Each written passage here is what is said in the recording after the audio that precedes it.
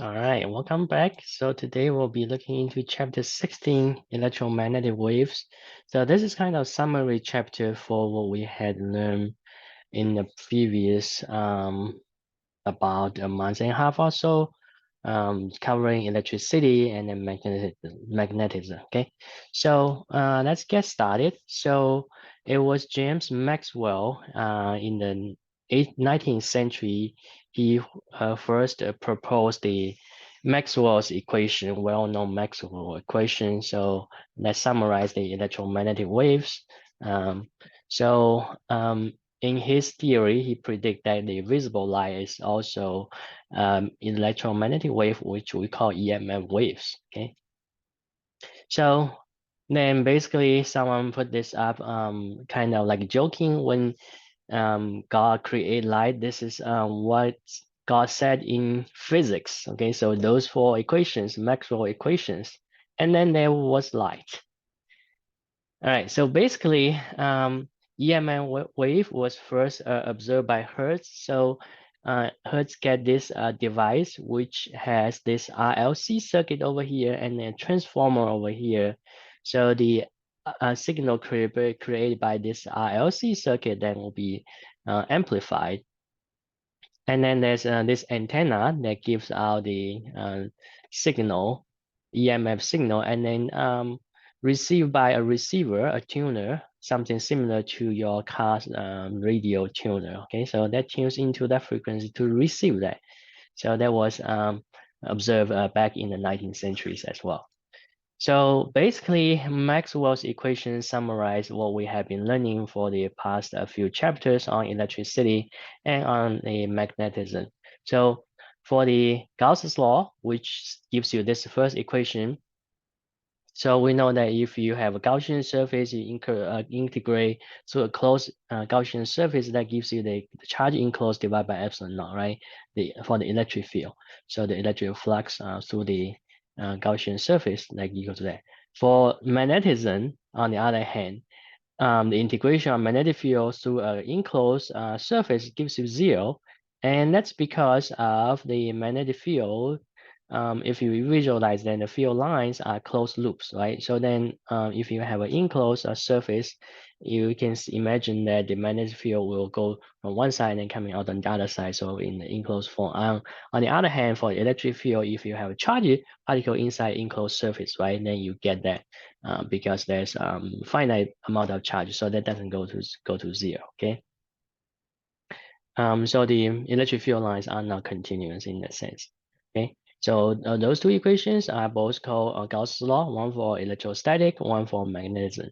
Now, Faraday's law of induction, we just learned recently, so which says if you have a changing magnetic field flux, magnetic flux, then you induce a electric field. Okay. So in the integration equation, this is what you get. Now, Ampere's law says the magnetic field is produced by current or currents, okay, in that sense. All right, so basically those four equations. So for the reason of closed path integration of B field dot dA is equal to zero, that is because the electric field lines are closed loops. On the other hand, all the magnetic field lines are closed loops. On the other hand, electric field lines are not, okay? So then you don't get a zero of the integration of the E field through a enclosed surface in that sense. So changing magnetic field, magnetic flux gives you the electricity according to Faraday's law. Induced EMF is introduced, and EMF is equal to, if you have a circuit, right, a closed loop integration of that gives you the induced EMF. So in this loop here, so then that is equal to the changing of the minus of the changing of the magnetic flux over time t. All right. So we know that when we integrate E field through a closed path, that gives you the charge enclosed over zero.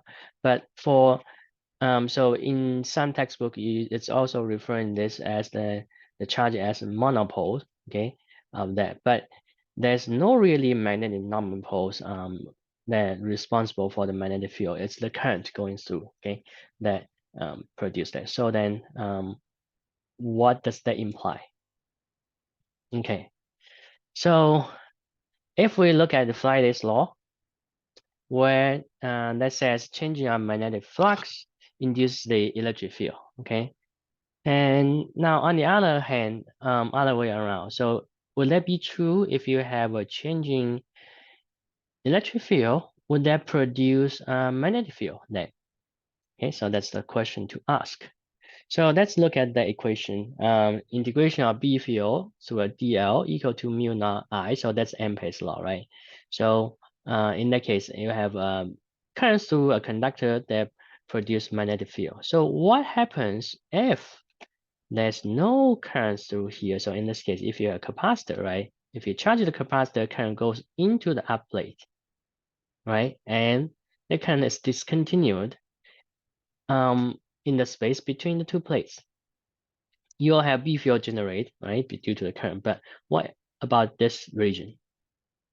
Okay, so if you have a loop, closed loop like this, just one plate, enclose one plate of the capacitor. So then that seems to tell you that current is equal to 0. However, you have B field here, right? So then it looks like there's a problem here because B field is not necessarily 0, right? But your I is here is equal to 0. Okay, so what happens here? So let's take a look on inside the capacitor. Okay, so in that case, there's a changing electric field, right? So changing electric field implies there might be a changing magnetic field. Okay, so if you do that, in this case, then B dot dl is equal to, because there's a electric magnetic field surrounding there, okay, so then equals to that guy, d phi e over dt, okay, so that equals to, then let's call this is not a current, right? There's no current here, but there's changing electric field, and there's also magnetic field surrounding here. So changing electric field gives you actually magnetic field, okay, induces a magnetic field. All right.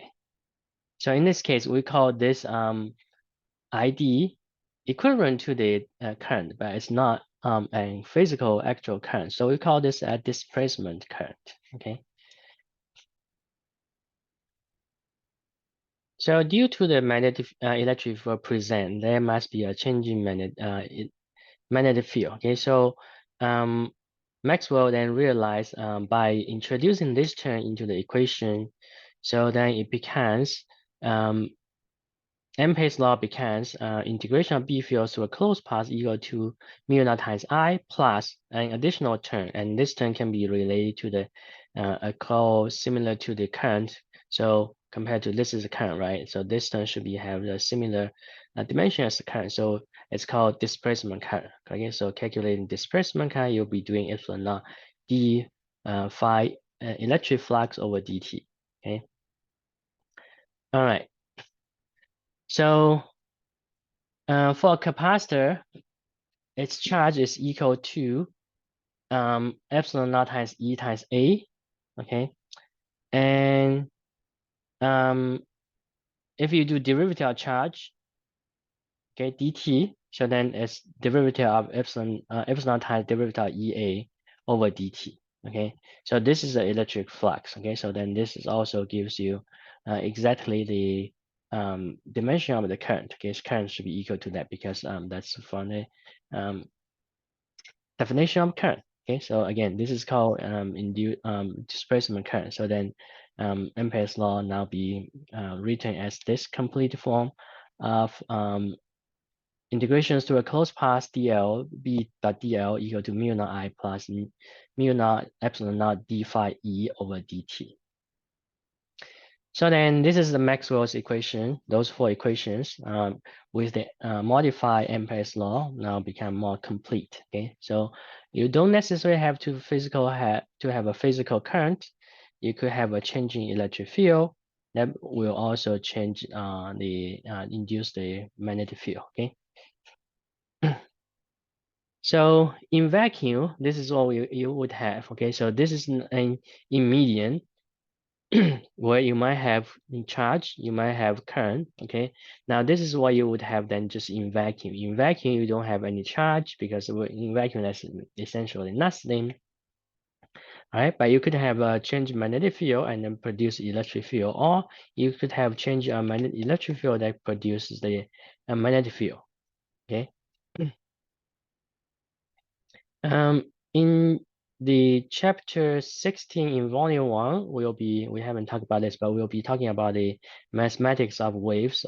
So we'll take a closer look on that. But basically, a wave function should have a format like this: a function, in this case y, as a function that is dependent on the position as well as time t. Okay, so the double derivative or double partial derivative of the y function over the position is equal to 1 over velocity square or speed square, and then double partial derivative of the function over time of t. So the solution to that, we'll see that it's a sine or cosine function or exponent function. So exponent function could be a combination of sine and cosine. Um, so then the wave function will be a sine or cosine function, depends on the preference of the author. So in here, we'll use the sine function for the fields here. So we are talking about the electric field and magnetic field at the same time. So we can solve the Maxwell equations at the same time. We can get the result for the electric field and then the magnetic field, both as a function of position and time t. So then electric field is equal to a peak electric field magnitude sine of kx minus omega t. If that's in the j direction, then the B field will be in the z direction. So the E field and B field will be in perpendicular directions, okay? And then K will be the wave number, omega will be the angular frequency, okay? Wave number is related to the momentum, and then this is related to the energy, okay? So the wave function, electric field and B field, they both will be satisfied in the wave function, okay? And the speed, it turns out to be mu naught times epsilon naught to the inverse equal to the speed square, okay?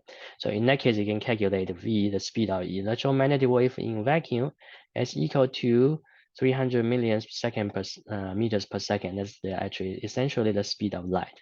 And also in relationship, E field is always equal to the speed of light times the magnetic field, okay, for the magnitude wise. So an EMF wave, you'll expect a one in perpendicular to the other one. E field and B field, they are perpendicular to each other.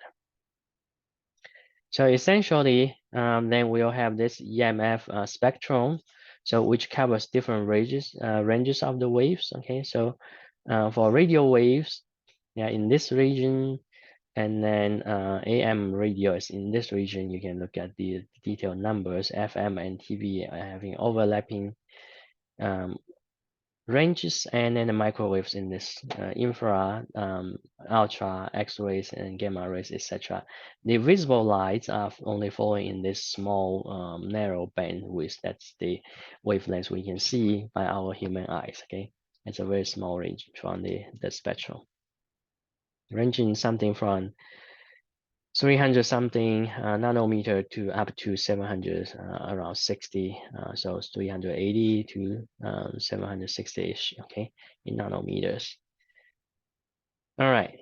So then according to Maxwell's equation, EMF equation, so then we can produce EMF wave. Okay, so you just need to produce the changing electric field, and then that would generate because of changing electric field, induces changing magnetic field, and then the magnetic field now will further induce electric field and then magnetic field, etc. in this pattern. Okay, so several ways to produce EMF wave. One is to use the electrodipole, which these two are connected to the AC signal. So certain time, one side is positive, and then as the AC signal is sent to these two. So on the other side, on the other moment, it'll be the charges will be reversed. Okay, so like charges here, and then neutral, and then charge flips instead, etc. So then the E field here produced, this is from positive to negative, right? And then on the other end is from negative to positive. So then at this moment, it produces a wave electric field that is pointing in that direction but changing. And then so in this case it's changing. Okay, so and then flip directions, and then it's also changing. So electric field will be induced in this vertical direction, then the magnetic field will be induced in the vertical direction, so then propagating outward. Okay, in that sense. Or you could have like a dipole, two charges, and then you make them just vibrating, okay, back and forth, back and forth. So the electric field then produced by these two charges will be varying. So that is in the form of the electric field lines, okay. So in that sense, and then as a result, the magnetic field will be produced in the direction that is perpendicular to the electric field lines, in that sense, then propagating outward, okay, in that sense. Or you could send in the AC signals, creating the magnetic field, varying magnetic field. So then the electric field will be varying electric field will be produced, and then that will propagate outward. Okay. And then you can also have something like this to be have sending through the AC currents, okay, going through this loop, creating the magnetic field, varying magnetic field. So then electric field will be produced, varying electric field will be produced, and magnetic field will be produced in that pattern. Okay, so the energy carried by EMF wave. So we have learned earlier for the energy density, right? For in electric field is 1/2 epsilon naught E square for the electric field, E for electric field, and then in the magnetic field is 1/2 mu naught B square. Okay, so both proportional to the field square. So then the total energy density, we should just add those two up, right? Because EMF wave will contain electric field and magnetic field at the same time. So you add those two up, so that becomes this guy. With E for the magnitude is always equal to C times B. Okay. So then also C is equal to 1/, square root of mu naught times epsilon naught. So then these two energy densities can be written in terms of the just one of the other, right? Because E can be expressed in terms of B, or B in terms of E, in the other way around.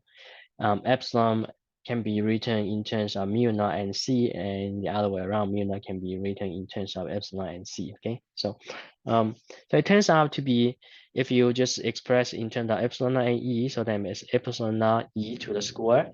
If you are writing it in terms of B, and mu naught, so be B square to the mu naught, both in the form of the root mean square quantities. Okay. So then for EMF to hit a surface, then we can see what will be the energy density delivered to the surface, right? So we do the energy divided by the density, the area, and then divide by the time, delta T, the impact time on that guy. So that gives you the intensity. So intensity equal to the energy over A times delta T, okay?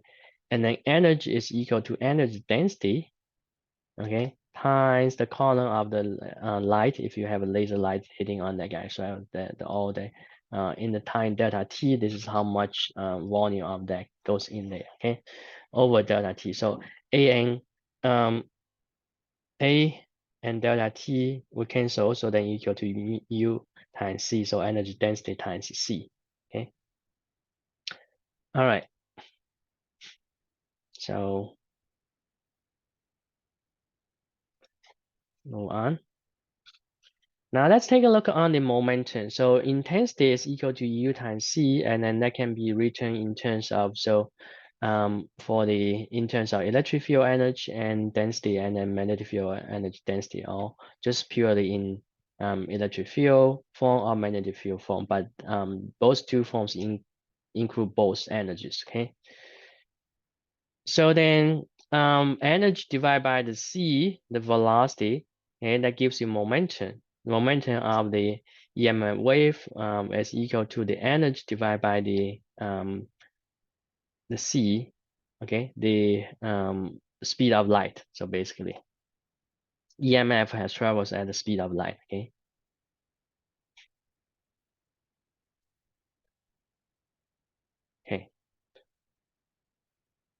So then,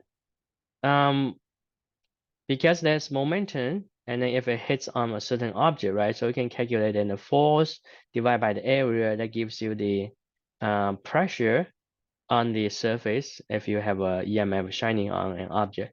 And that should be equal to delta P over A times delta T, because delta P over delta T gives you F force, okay? So delta U, then delta T here, C, and then A there.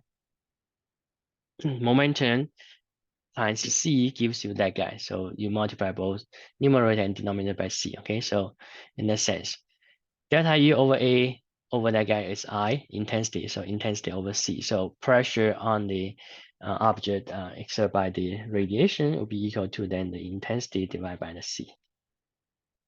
All right, so there's a video link here. I encourage you guys to check on that. So basically that's again a summary of the EMF waves, okay? Just in slightly different language than I just described. So you guys, I encourage you to watch that. And that will conclude the topics on electricity and magnetism. Okay, so I will see you guys in the next lecture.